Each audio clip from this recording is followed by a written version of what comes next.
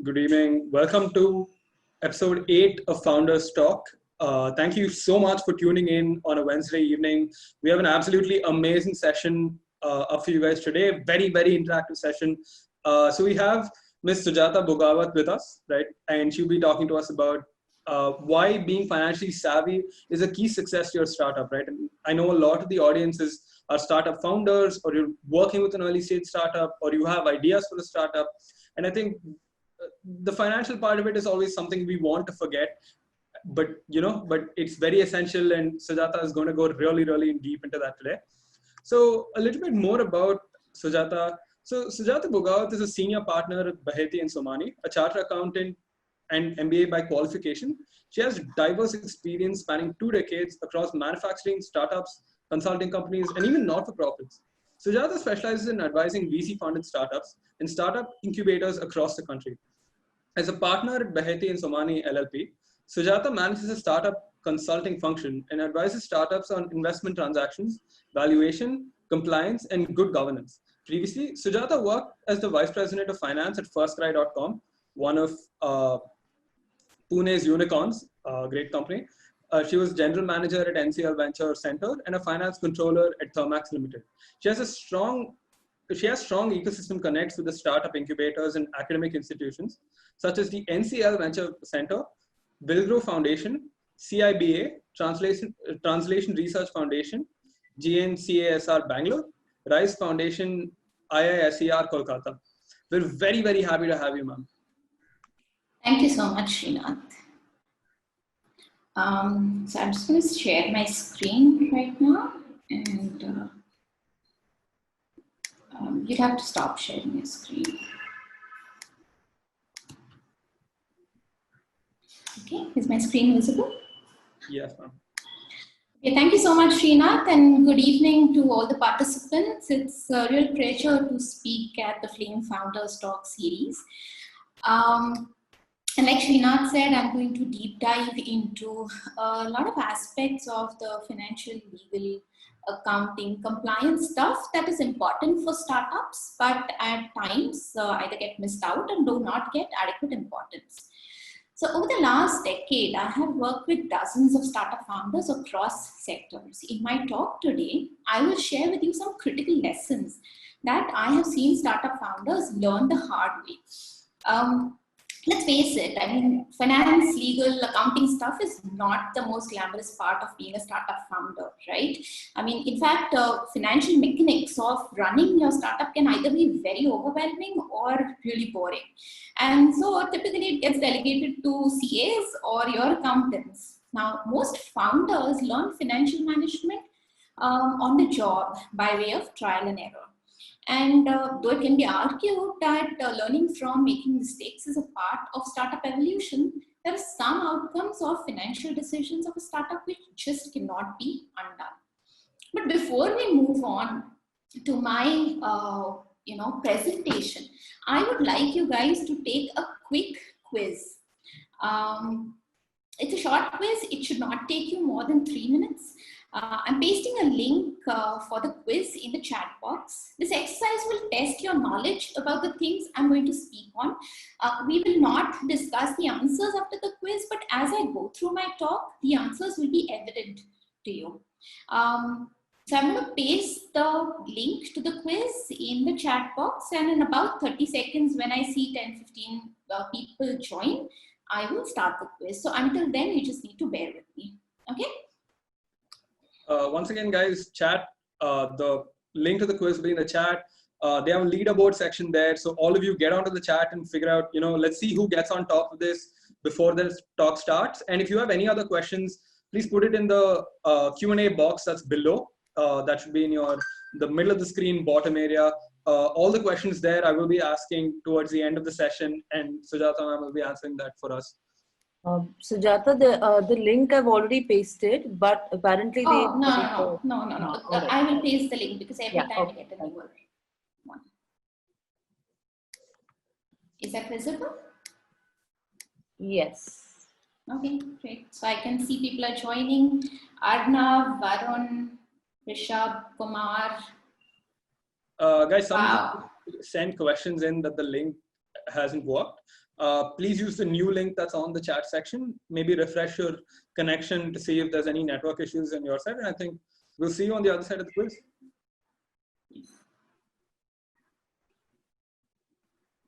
Okay, great. I can see about 1, 2, 3, 4, 5, 6, about 25 people. Should I start the quiz? I think let's give them another minute or so, because we have about 65 people or so on the chat right now, and it's slowly increasing. So another minute. Guys, for all the new people, once again, we're having a quick quiz that Sujata's created for us. It's on the chat. Please go there, join it. Let's see who gets on top of the leaderboard. It's going to be super, super fun. It's a quick 10-question quiz. So yeah, join the. I've pasted the link again, yes. Yeah.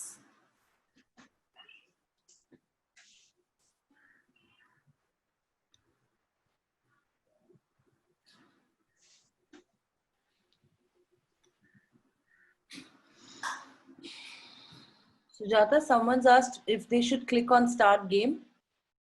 No, I will do that. You will not be able to. Unless I start it from my end, you will not be able to take it. Okay. Should we start now? Yeah, I guess so. Yeah, okay. Get started. Yes, ma'am. There you go.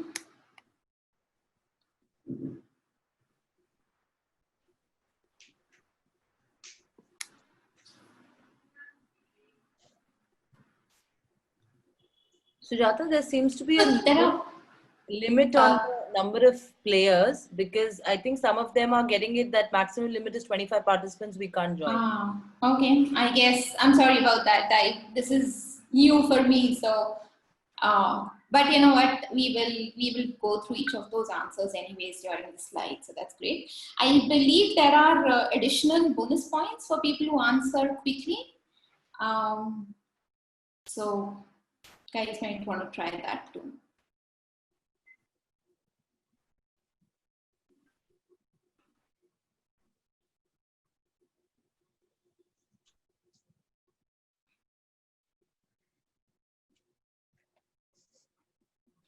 Srinath, do you want to read out the questions while while this is going on for the guys who cannot join the quiz? Yeah. Just so that they get a flavor of what's being asked. Okay. Okay, guys. So for all the people who were unable to join on to the quiz that we had in the link here, let's go through all the questions quickly. I'll tell you the name of the question. I'll give you guys the options as well. And why don't you send it in on the chat? And yeah, let's see who gets a bunch of answers correct. It'll be super fun.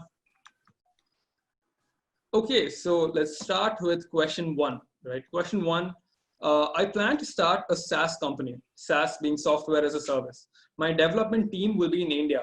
My customers in India and Singapore, and my potential investors in the US. Most appropriate jurisdiction to incorporate is in options A, B, and C will be A, India, B, Singapore, and C, USA. Srinath, could you just share your screen and just show the questions so they're able to read through the questions at least? Yeah, sure, ma'am. Maybe then, Sujata, you can just stop the screen share. He can just share the questions just for some time. Yeah, Srinath, I think you'll get the answers too, right? You'll have the answers. No, the answers are not visible here. That's okay. Okay. Here you go. Okay, so is my screen visible?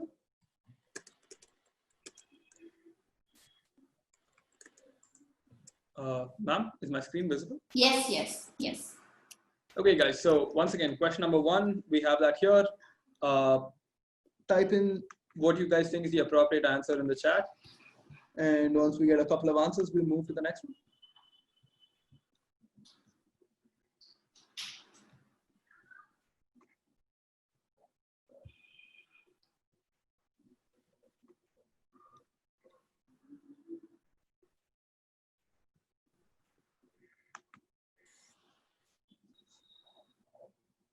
Okay, I can see that about half of the participants have finished the quiz. Okay, so let's do this, right? For the sake of time, let's go through all of the questions quickly. So the So everyone will get a sense of what kind of topics we're going to be covering here. And if you guys have any doubts regarding any of this, write that down and ask me towards the end of the session, and we'll ask ma'am to take us through the entire thing. Okay, so these are the questions.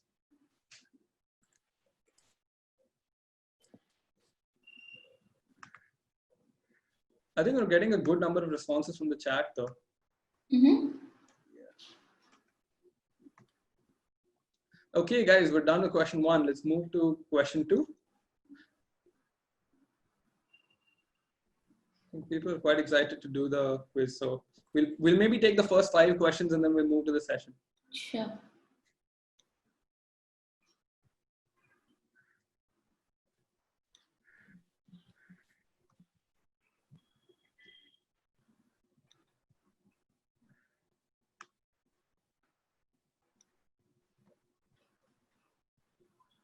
Okay, so I'm going to stop the quiz in about 10 seconds. I think almost everyone is done answering.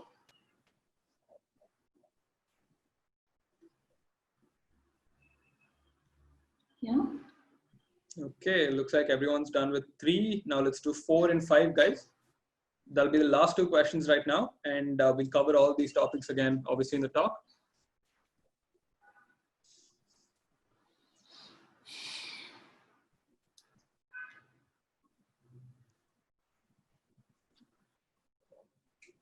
For all the new people that's come in, once again, guys, we had a quiz, but looks like there was a limit. We have a lot of you on chat here, on the call, which is absolutely amazing. Thank you again for tuning in. Put in your answers on the chat for these 2 questions that we have here, and then we'll quickly wrap this up and move into the session and get into all the good stuff we have planned for the day. Okay, looks like question number 4 is getting answered now. And yeah, I think everybody's done with 4, and we have 5, and then we can get straight into the session, guys.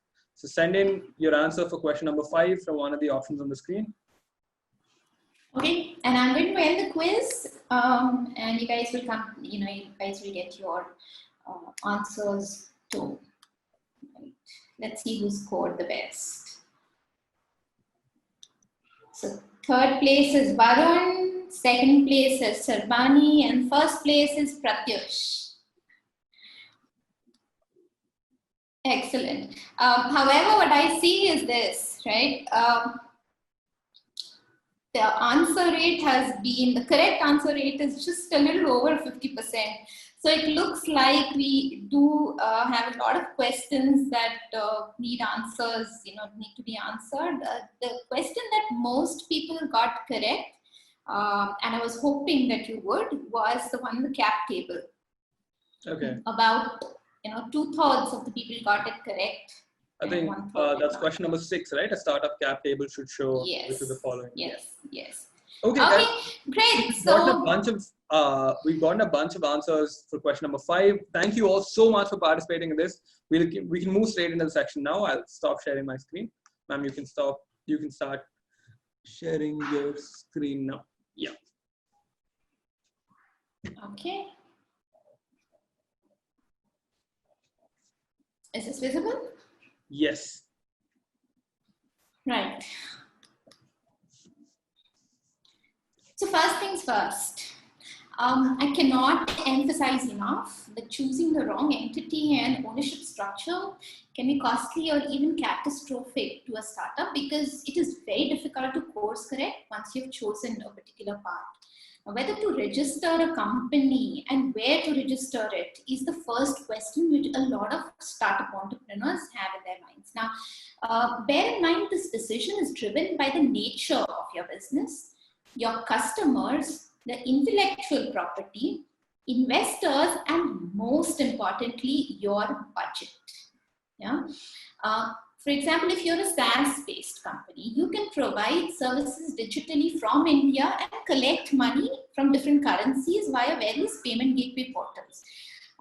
And so you could be registered in India. But if you're a biotech startups and investors are worried about IP infringement, in India, and let's say Boston-based investors are, understand how to value a biotech startup and are willing to give you much higher valuations than Indian VCs would, then US is the place to be, right? But remember, the cost of incorporating and maintaining a company outside India is prohibitive. And so it may be okay to register in India first, see how your business pans out, and then spread overseas when you really need to.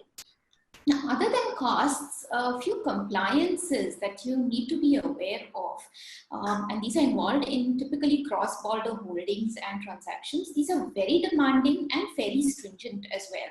For example, if you have a product development company in India and a business development company in the US, right? Your customers are in the US, they give contracts to the US company, and the US company in turn gives a contract to the Indian company, and your product development is done from India.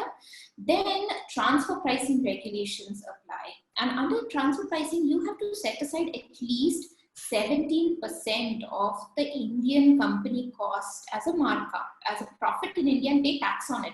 So that's about 4.5% of your costs that you need to set aside for tax, right? In India, and it doesn't matter then if on a consolidated basis, your startup might still be in losses. You still need to pay tax in India. So do remember to account for that cost when you're estimating, when you're in your estimation exercise.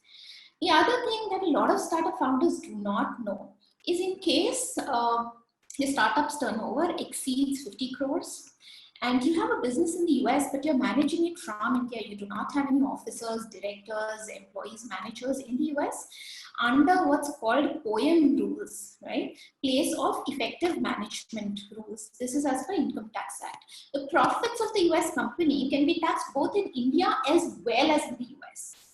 So once your startup goes to a certain scale, crosses about 40-45 crores in turnover, remember you have to have a business manager in your overseas entity, no matter how high the cost of hiring such a business manager, right?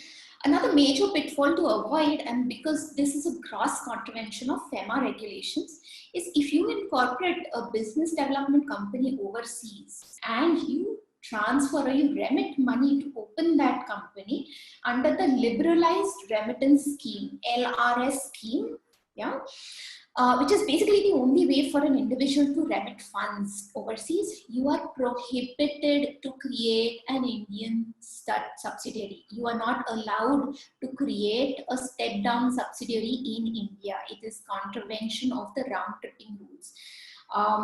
Unless you get a prior approval from RBI. This is one major pitfall I've seen a lot of startups make, and when they go to RBI and they don't get approvals, or worse still, they incorporate the subsidiary company and then realize that there's a contravention.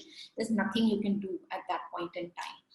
So my advice in case you're planning a complex web of entities is don't. Not in the beginning. In the beginning, keep it simple. Consider restructuring, offshoring, parent, subsidiary, spin-off kind of things only when you can afford it, and when you have the bandwidth or you have a team that can ensure 100% compliance. Yeah. Moving on, this is one one question that I ask startup founders, right? Startup by definition refers to a business which grows really fast, which has exponential growth potential, and therefore a small software services company, no matter how new, cannot be called a startup. Yeah. These days people get a laptop, open a shop and say startup, right? No. Do you have exponential growth potential? Is the industry large enough, right? That really matters. Now, while the size of your startup will be determined by the size of the opportunity, the nature of business, when you begin your startup journey, think deeply about what is more important for you. Rapid growth or revenues? Capturing the market share, right, by spending a lot of money, or do you want profitability on a shoestring budget? Very few startup entrepreneurs I have come across have this clarity. As a result of which, most of them keep looking for investors and investor funding, or start making business plans, even for businesses which are not intrinsically fundable at all. Now, some startups become profitable only at a certain scale, and venture capital money is meant to achieve that scale. For example, an e-commerce company or a biotech startup, may take anywhere between 5 to 8 years for research, development, clinical trials, product launch. And very, very few people have that kind of money to bootstrap a biotech company. But a company providing, let's say, data science services may be profitable within 6 months to a year and may not actually require professional investment funding. So that clarity is very important to have, right? Recently, you would have seen that, profit, the term profit is the startup scene's new catchword. I see fundraising becoming hard, and investors are asking tough questions. As a result, entrepreneurs are now replacing the earlier buzzwords of revenue growth and customer acquisition with profitability. Everybody is talking about what is my path to profitability. But there are still a lot of startup founders, and I see this especially with the engineers. Not that I have anything to do with you guys, but a big problem with many startup entrepreneurs are they're so enamored with developing that product and loading them with all sorts of fancy features that they take a really long time to start generating revenue. What really excites them is tinkering, making the product, adding features, etc. Now, my advice to all startup founders is build an MVP. Build your minimum viable product. Figure out how you're going to start generating revenues, and simultaneously keep developing your product, right? This will not only get you feedback, you'll get real-time feedback from your customers, which you can then incorporate into your product development, but it'll also save you a lot of money that you would otherwise spend on developing product features which your customers may not find useful or may not want to pay for. Yeah? So have a plan to get to revenues quickly. Have a plan to get to revenues quickly and to profitability in the near future. Profitability protects startups from funding shocks and extends the chances of survival. But I get asked, what do you mean by profitability? Now, here's the thing. Each founder or an investor has a different definition of being profitable. For some founders, it can be EBITDA. For some investors, it can be internal rate of return, the IRR. But according to me, what's the most important in terms of profitability is unit economics positive, right? Now, what do you mean by unit economics? Essentially, understanding unit economics is very critical. It will help you go beyond just the numbers, and it will help you use finance as a tool to manage your company. Unit economics filters and evaluates the business for profitability at a unit transaction level. It looks at the business model from a perspective.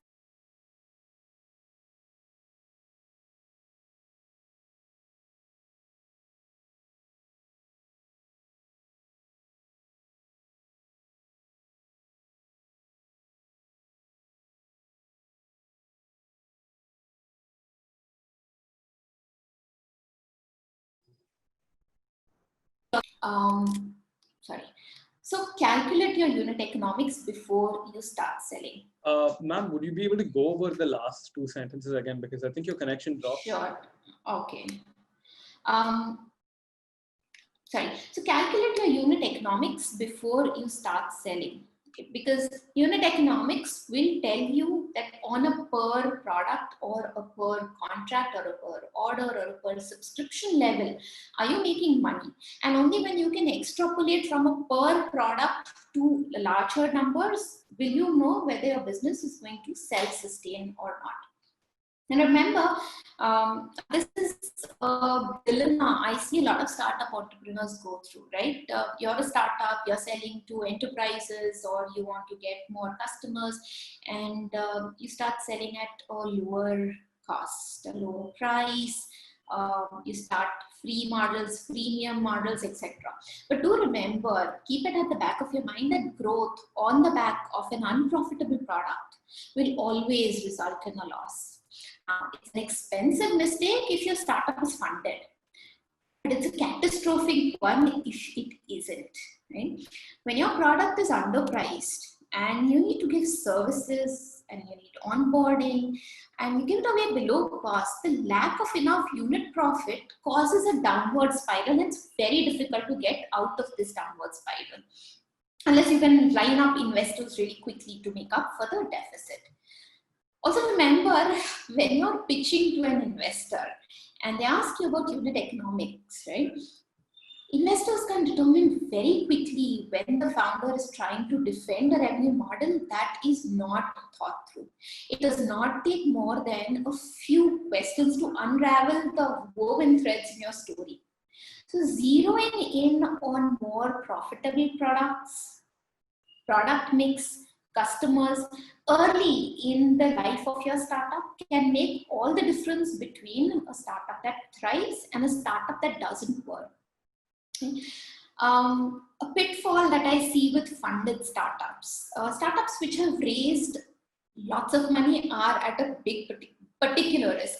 It's very tempting to solve, it's very tempting to try and solve a problem by spending more money instead of actually fixing the product or the service. The product isn't selling, let's put more money into customer acquisition. Let's do more digital marketing. Let's hire more sales guys.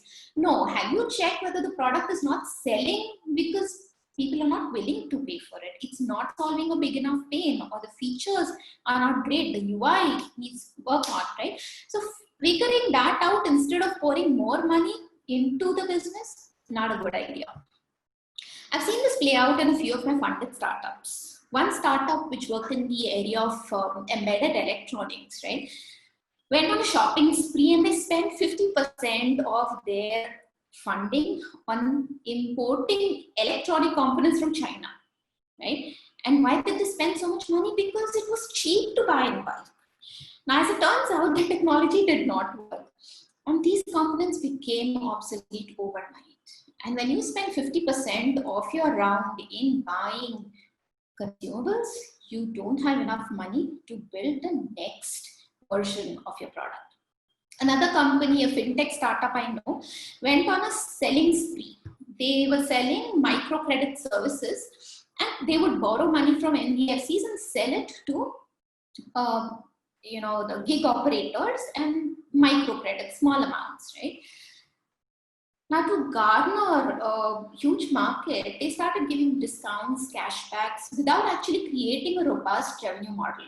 In a robust revenue model, you would pass on the entire cost of capital that you borrow to its customers. Now, what happened was there were some regulatory changes, and when the NBFC, because of which the NBFC had to rate their interest rate, when the interest rates raised multi-folds, this startup was not able to pass on the increased cost to the customers.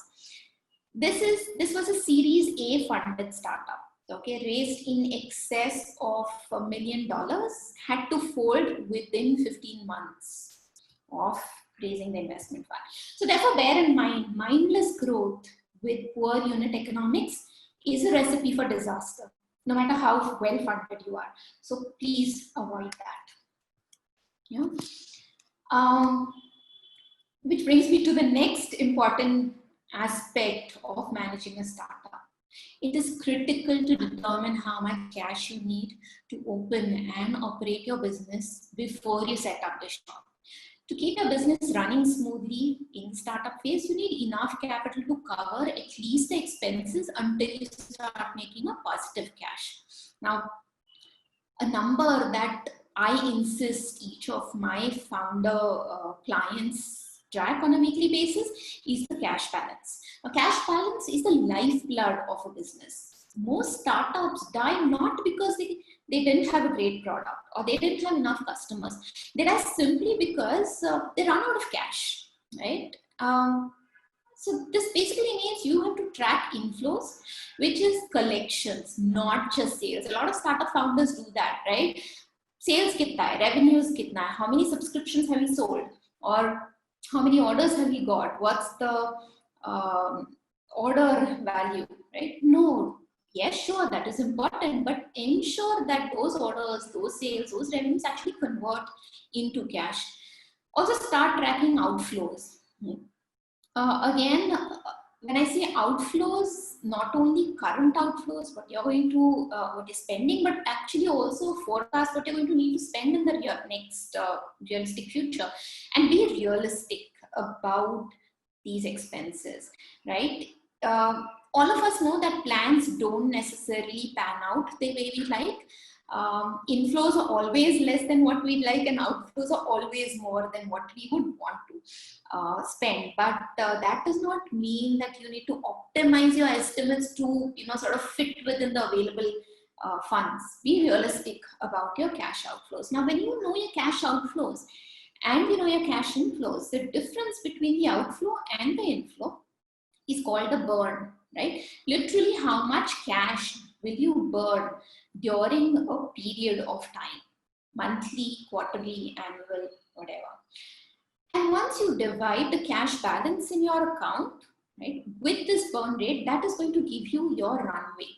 The runway is basically how long you will have until you run out of money.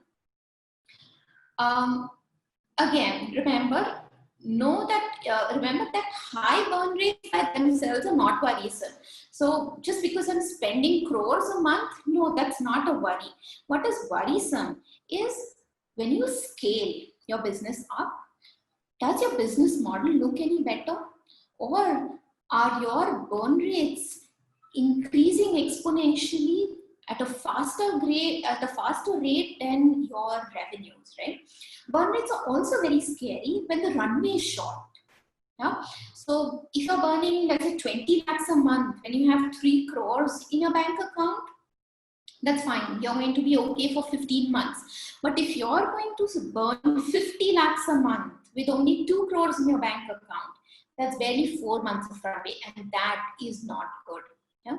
So figure out how much runway you're going to have and conserve cash. Now, a pitfall in, again, VC-funded startups is sometimes VCs push the companies to spend a lot of money. They want them to spend it faster. Why? Because it leads to faster growth, according to them. But more often, it actually leads to empty bank accounts. But remember, VCs are incentivized by the quantum of funds they deploy. They get management fees, right, from the LPs. And so, and also they want to focus on startups which are winners. So if yours is going to fail, they prefer that it does faster so that their time is spent on actually startups which are going to be winners. And so it's in their best interest that you spend money quickly. But a startup's incentive is different than that of a VC. You want to stay in the game longer. And then if you want to stay in the game longer, you have to be disciplined about how you're going to burn that cash. Again, remember, it's very tempting to go on a spending spree when you're flush with funds.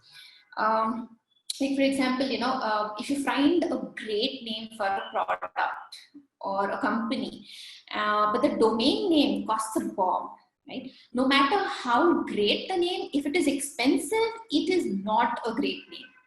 Yeah. Many years back, one of my clients, an e-commerce company, raised about $4 million in its Series A.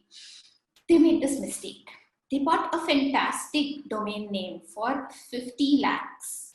Yeah, 50 lakhs. Unfortunately, in a couple of years, the business went bust. Now, and when they bought that domain name, they did not do a trademark search. That trademark was registered by the Tata Group.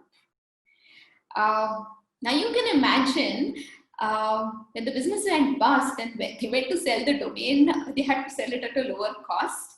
And they were not really able to recover that money. So, settling their debts through the sale of the domain name wasn't really possible. So remember, for a startup, a penny saved is a penny earned. right? Frugality is key. Spend the money like it is your own money, not that of an investor's.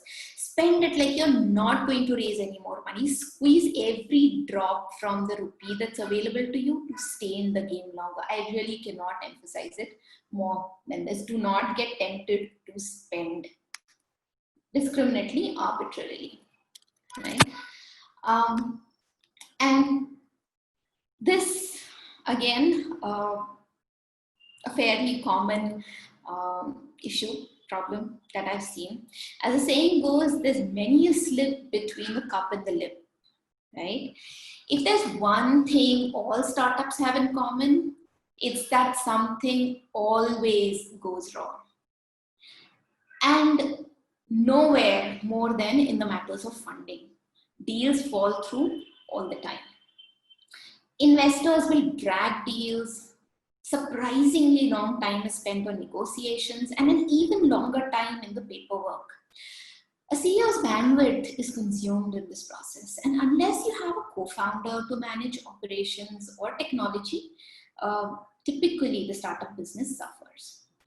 So you need to make a provision of who's going to manage. If you're the CEO and you're going to hit the road to raise funding, you have to make sure that you have a great team which can work independently and the business does not suffer, right? In the best of times, if your startup has the correct mix of a team, product, intellectual property, and investors, it is going to take you minimally 4 to 6 months to get funding, to get equity, to get investment money into your bank account. Be prepared for this with an adequate runway and a resolve of steel. I have recently seen a deal fall through with an edtech client of mine, where the lead investor, a VC firm, a Bangalore-based VC firm, backed out of the deal 24 hours before the deadline to remit funds, with absolutely no concrete reason, and after executing the shareholder agreement.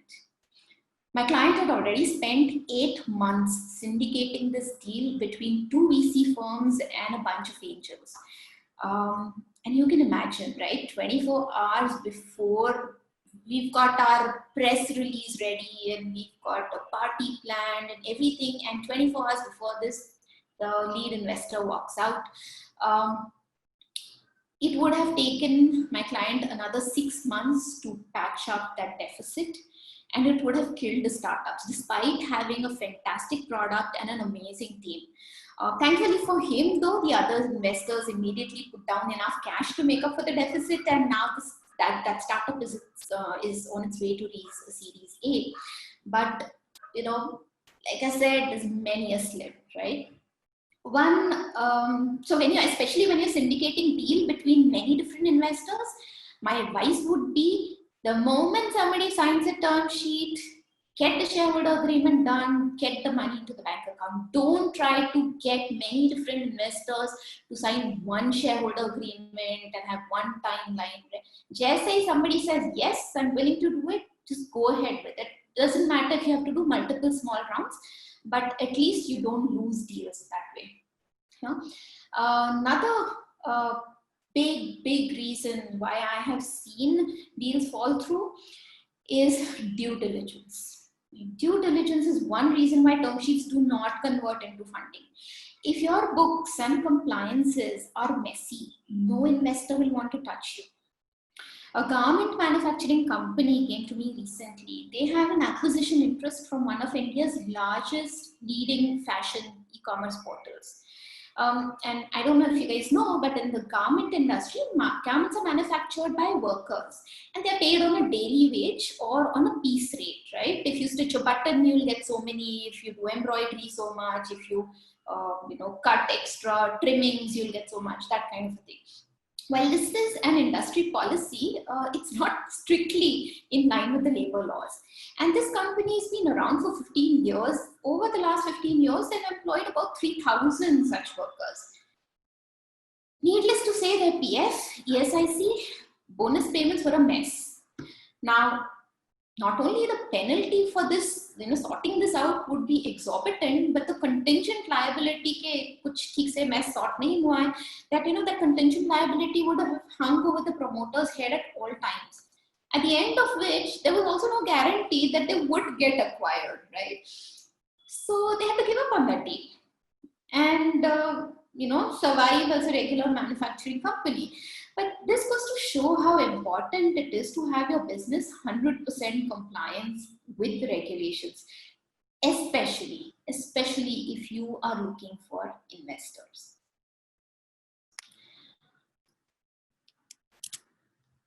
Okay, I'm going to spend a little longer on this topic of cap table management.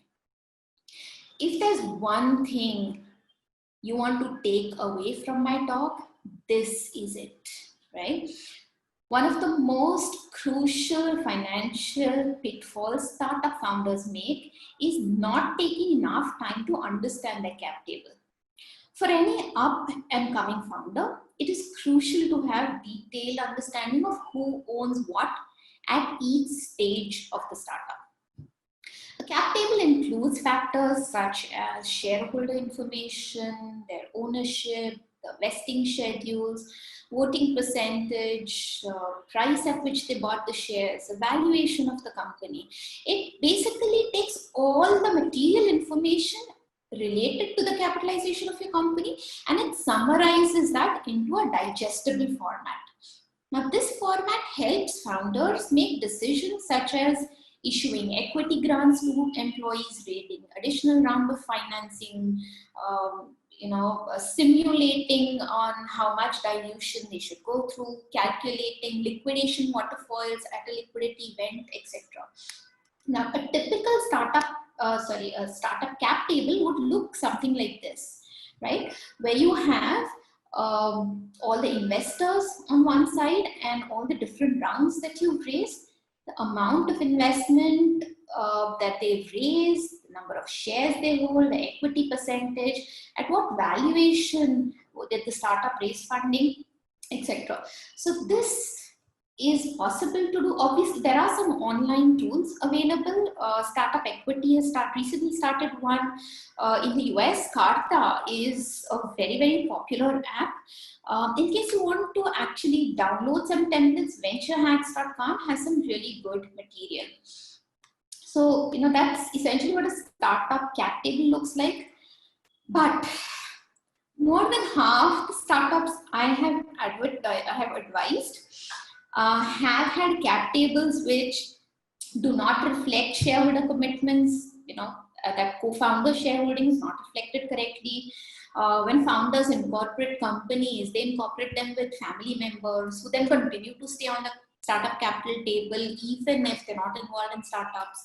There are cases where ESOPs, stock options, are promised to employees when they join, but the pool is not even created. It's not there on a cap table. There are cases when advisors are promised equity, but the startups are simply not able to figure out how to deliver on these promises. Now, these issues are very, very common. Like I said, more than half the startup clients have problems on their cap table. Their cap table is completely cluttered. Now, the problem is this. When you hit the road to raise funding, your startup's capital table has to be decluttered. It should reflect the commitments. It should reflect the exact, accurate shareholding percentages between co-founders, right? Startup entrepreneurs need to understand that allotment and transfer of shares are also governed by two important regulations: the Companies Act and the Income Tax Act. You need to act on your plans really quickly. Dragging execution of share transfers between co-founders, between family members, between promoters, or deferring it to the time when you actually raise funding is a bad idea, because at that point in time, the valuation of your startup has increased. Under the Companies Act, one cannot issue shares at a value lower than the fair market value. So if you have committed to your founder that you will get 30% of equity, and you want to issue that equity at 10 rupees, which is the par value, but you are already talking with investors saying the value of my shares is 1,000 rupees, A company cannot issue 10 rupees ka share to a co-founder and 1,000 rupees ka share to an investor at the same time. It's just not allowed. And then startup founders say, oh, sure, no problem. Then, if the company can't do it, let me transfer my shares to my co-founder so that percentage is maintained. But then you have a problem under the Income Tax Act. Remember, under the Income Tax Act, any transfer between shareholders at a value less than the fair market value, right? The beta, the differential between the fair market value and the value at which is transferred is taxed. Taxed not only in the hands of the transferor, but also the transferee. So there's double taxation. And so that option is also out when you've raised funding. Therefore, do not in any case postpone your shareholding promises. If you have postponed these promises, these commitments, they may either be impossible or exorbitantly expensive to deliver on at a later point in time, right? Another issue that I see on the cap table of companies which have raised multiple angel rounds, you say 50 lakhs, some 1 crore, some 25 lakhs, is the many number of shareholders that you have on a cap table. Now, this is a red flag to most professional investors. Having a lot of small investors on your cap table can be very distracting, and most professional investors do not like negotiating future ownership stakes with a lot of small investors. If you absolutely have to do it, right? If you have to raise money from angel investors, try to go to a professional angel investing syndicate, like maybe Indian Angels, or if you want to go for a Pune-based one, or Thai Angels, somebody like that who acts as one unit. You might have 25 shareholders, but they act as one unit. Else, imagine a nightmare in having to follow up with 40, 50 shareholders to execute one shareholder agreement, right? Nobody has the bandwidth to do that. Lately, there's a lot of buzz about SAFE or convertible debt. That's become very popular, where basically the valuation of the company is not decided at the time of receiving the money, but it is deferred and it is pegged to a later price drop. Now, because this is convertible debt and you've not necessarily issued shares, equity shares, I've seen a lot of startup founders actually miss out this investment completely from the cap table. As a result of which, the dilution in the shareholding percentage is displayed incorrectly. Now, this may lead you to make wrong decisions based on dilution. Therefore, remember to add convertibles on your cap table. Now, you may ask me, I don't even know what valuation to convert it. So how many shares will I give? How much percentage should I add to the cap table, right? And typically, remember, most convertibles are issued at a maximum valuation cap. So it may go something like, you're giving me 1 crore rupees under as a convertible debt. This will be pegged to the next round of funding at a valuation cap of 50 crores, right? So that's a valuation cap. At any in any situation, the valuation of the company for that investor is not going to exceed 50 crores. So at least for that much, for actually incorporating it in your cap table, you can consider the valuation cap as 50 crores and then include those shares. It gives you a better understanding of where you stand in terms of your shareholding. The next one that many startup entrepreneurs come to me for advice on is compensating advisors via equity. Now, here's my personal opinion and recommendation based on the number of startups I have seen giving equity to advisors, right? Unless you really need them to bring legitimacy to your startup or your product. And this is typically applicable only for deep tech or really esoteric science-based products. I generally do not recommend giving equity to advisors. Can you instead get them to invest, no matter how small, right? Can you get them to put money where the mouth is? It will speak a lot for their commitment towards the company, and it will not cause heartburns later when you realize that they were not really worth the equity you parted with. right? Typically, equity is given to advisors in very early stages of the startup, where it's very difficult to gauge how much value they're going to add, or whether they're going to add value at all. Similarly, giving equity to outsourced partners for one-time contribution. Let's say you're building an app and you have the domain experience, you don't have the technical capability, and you outsource app development. Now, this is a one-time contribution, right? Instead of giving, so I typically do not advise giving away equity to outsource partners for such one-time contributions. Now, if your outsource partner is going to be a partner in the startup throughout the length of the startup, sure, it makes sense. Not for one-time contribution, because professional investors like to see a complete team with long-term incentives on the cap table, not somebody who's contributed one time and can be a potential nuisance on your cap table later, right? I cannot stress enough, a clean cap table can be the biggest asset in expediting a fundraising process. A messy cap table can take you forever to clean up. So make sure you have a complete detailed cap table that is up to date at all times, right? Don't make this your company secretary's responsibility. Own your cap table. Srinath, how much time do we have? We're a little short on time. We have about it's about 8 minutes to 6, but I should be able to wrap it up in about 6 minutes. Right. So legal stuff. So finance and law go hand in hand, since every financial aspect of running a business is governed by a gamut of regulations.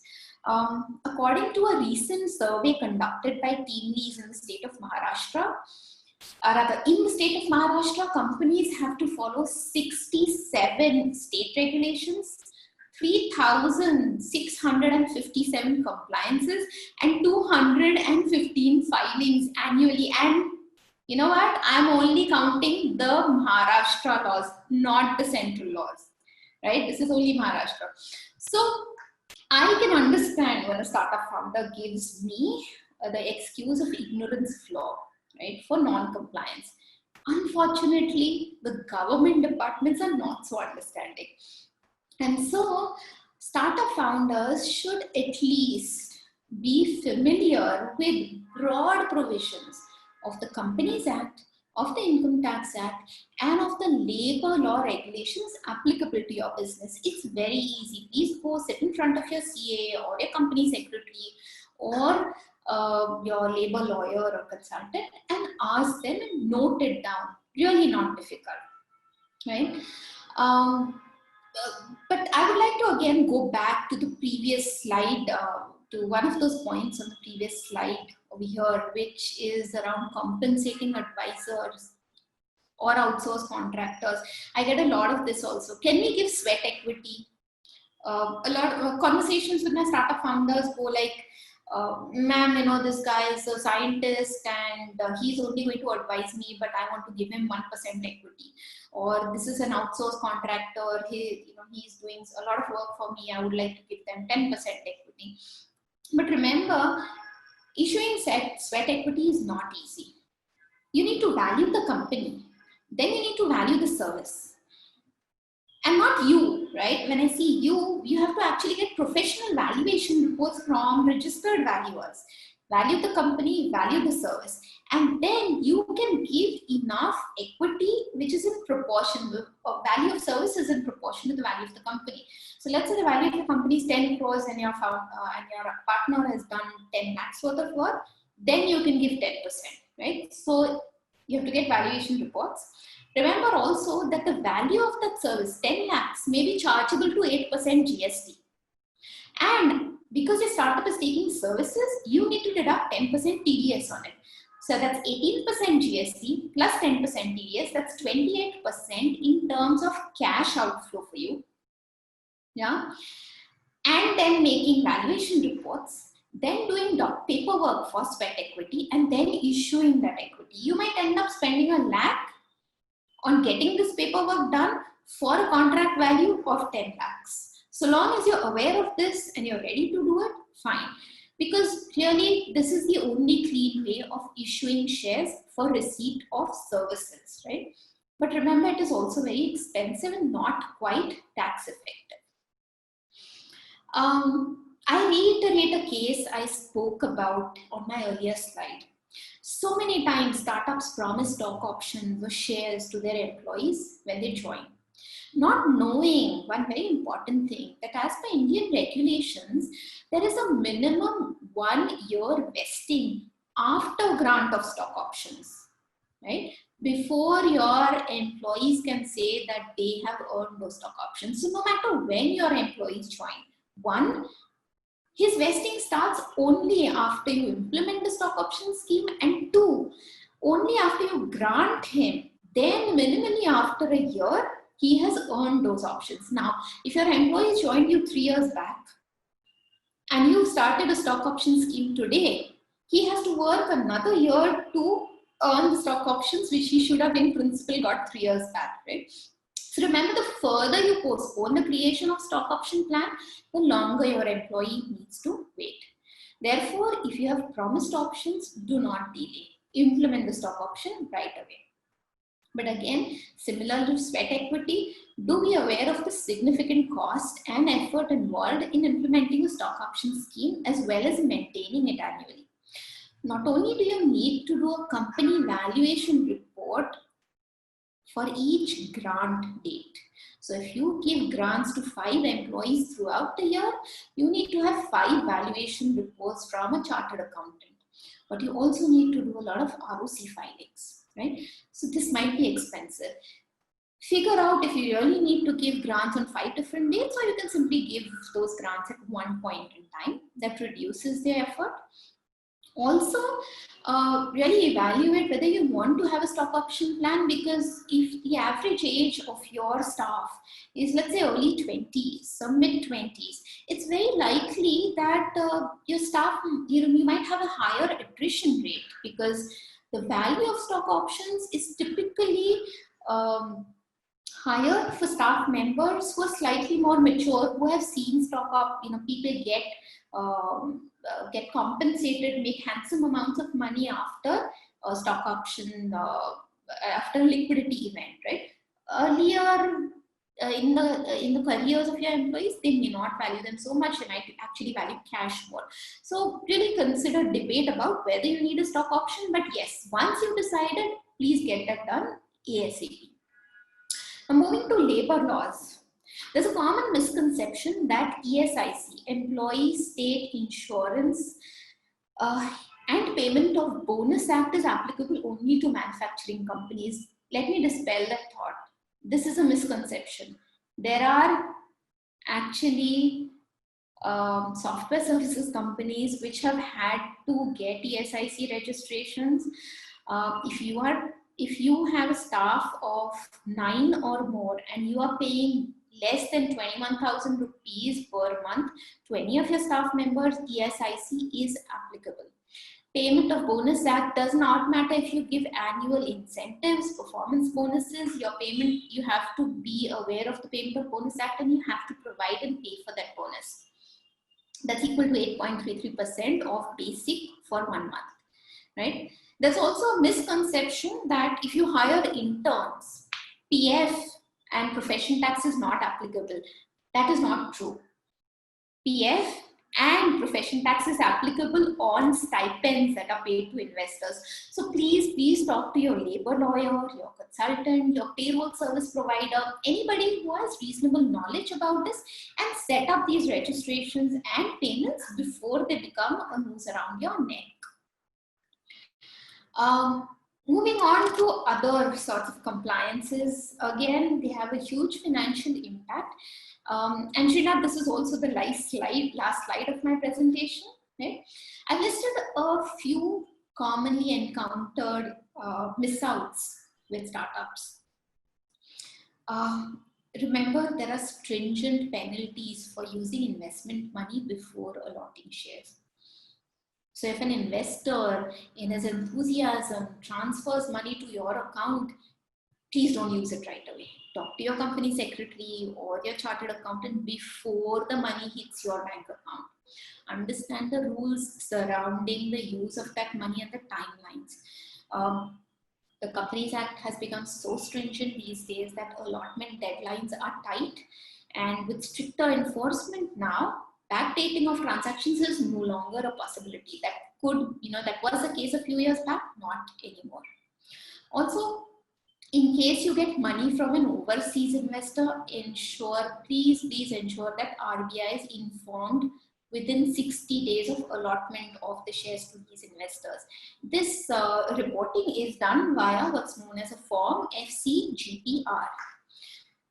If you delay this, RBI levies a per day penalty with a minimum fee of at least 30,000 plus a compounding application plus professional fees to go file that compounding application, multiple visits to RBI to defend the case, appearances in hearings. It's not easy. You really do not want to spend your bandwidth and money on these kind of things, especially when the money is short, right? Similarly, do not miss out on important filings under the Companies Act. Recent amendments to the Act have now brought on penalties upon directors for non-compliance, not just the company. And these amounts can range from 5,000 rupees to 5 lakh rupees per director. You really do not want to waste your hard-earned money in paying penalties. You'd much rather spend it on good professional services and get them done in time. Also, there's a misconception that interest and penalty that you pay on delaying taxes is business deductible expenses. While it is in the case of GST and TDS, remember this is not true in the case of Provident Fund. In case of PF, also the maximum penalty can go up to 24 or 25% per annum. And this is basically like borrowing money from an unsecured money lender, right? So please avoid that at all costs. If you run short of money to pay taxes, prioritize them, and PF should go first in your list, and then you can go in the descending order of interest or business deduction, right? Finally, ask your accountants to prepare or your chartered accountants to give you a monthly compliance calendar. A list, basically a list of all the due dates that you're going to have to comply with on, in a calendar format or a bullet point list, right? So that you can stay on top of these compliance deadlines, because like it or not, if you open a company as a director, you are responsible for maintaining those compliances, not your chartered accountant or not your accountant, right?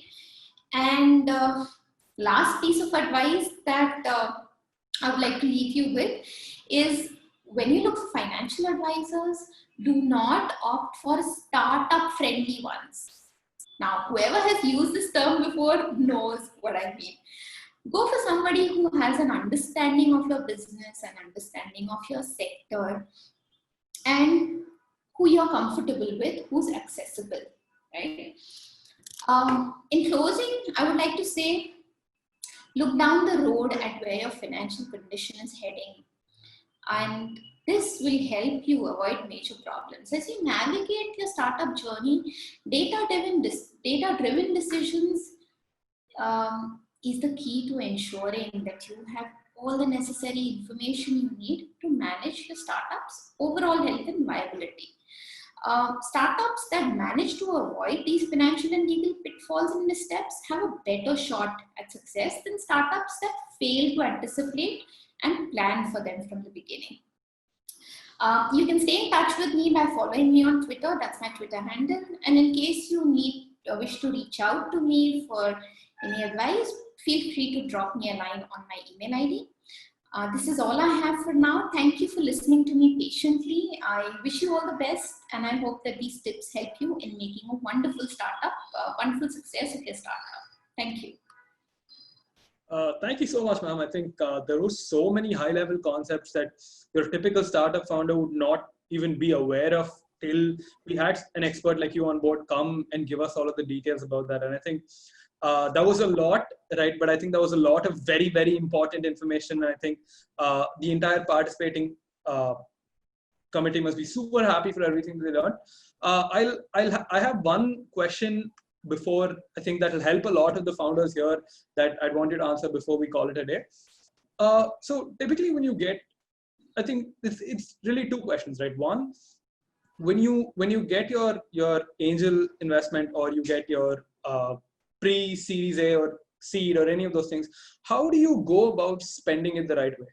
Right? How do you think about spending it the right way and not, maybe spending 50% on buying, because you're accountable for that money, right? And I think the second thing would be, how do you plan out your cap table, right? How do you think about how to structure the whole thing and stay in touch with that regularly? I think if you could cover those two, I think that would help. Sure. Very, very well. Sure. See, the funding that you raise is only as good as the next milestone you're going to hit, right? Because the next milestone that you're going to hit, if it's going to increase the valuation of your company, it's a good thing to spend on that. So, for example, today you're in a bootstrap stage, and you raise an angel round. The idea of an angel round should be to convert the concept into a prototype, a beta version, right? An MVP, so that you can display that your idea can be converted into a technology or a product or a service. At which point in time, when you actually showcase that, you will be able to raise your seed series or pre-series A funding. So anything that lets you reach your next milestone is a good way to spend. One pitfall to avoid is don't overhire. Don't be in a rush to hire. Don't be in a rush to go and buy huge bulk quantity of consumables. Don't be in a rush to go get a fancy office and lots of furniture. It's very tempting to spend, but try to be as frugal as possible. The best thing to spend on is your product. Okay. And the next question that you had about your cap table, it's very easy to simulate your cap table in an Excel spreadsheet. Like I said, Venture Hacks has some good templates. You can download those, or simply a running list of the shareholders, number of shares you've allotted, the percentage that they have, and get your company secretary or chartered accountant to help you maintain it. One thing to also remember is, in case you have a stock option scheme, do keep a track of the number of grants that you've allotted. You could just have that as well as a part of your main cap table itself, instead of creating it in a separate sheet. Excel works beautifully. Startup Equity has recently launched a product. I have not had the chance to review it, but you could try that. Okay, awesome. I think that's great. That gives us, so a simple Excel spreadsheet is a good enough solution to begin with. Absolutely. Let me tell you, right? Chartered accountants, we keep talking about finance and tax and all that. I'll let you onto a secret. Typically what we do is addition and subtraction, and we do it in Excel. And when we want to get really, really fancy, we will do multiplication and division. Okay, again in Excel. You really don't need to find out area under the curve or do complex derivative type stuff. All of this is possible to do in Excel. Okay, great. I think that's very reassuring for all of the nascent founders that we have here who stressing about what do I need complicated software? How do I handle this? I think that's very reassuring for our audience. Thank you so much, ma'am. Thank you so much for taking your time to talk about your experiences with startups and about finance, and really what hygiene things every startup founder really, really needs to focus on. I think everybody learned a ton today. So guys, one final thing before you go. One, obviously follow ma'am on Twitter, and I will also be posting the details for the next talk that we're going to be having. So we have Mr. Sagar Apte, the CEO and founder of Carl IQ. He's going to be talking about the startup acquisition checklist, right? So things to do to prepare and become ready for an acquisition. And I think for all of the folks who are interested today, that's going to be very useful as well. So definitely tune in. It's on 19th August, right? So next Wednesday. I'll see you guys there. Thank you again, ma'am. Thank you everybody for tuning in. Thank you so much. Bye-bye.